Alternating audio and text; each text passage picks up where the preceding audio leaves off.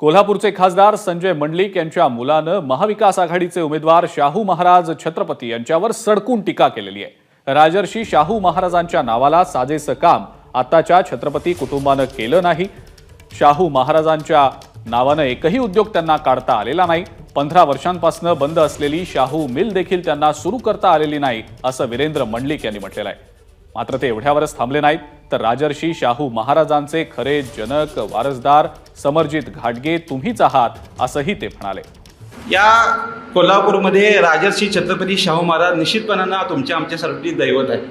त्यांचं जनक घराणं म्हणून राजेसाहेब समजले जाता आम्ही तुमच्याकडे पाहतो, पण त्या कुटुंबाने त्या घराण्याने छत्रपती शाहू महाराज राजर्षी छत्रपती शाहू महाराज यांच्या नावाला साजेसं असं काम केलं नाही, ते राजेसाहेब तुम्ही केला। मला एक उद्योग दाखवायचा त्यांच्या कुटुंबाचा की ज्याचं नाव त्यांनी शाहू ठेवलं असेल।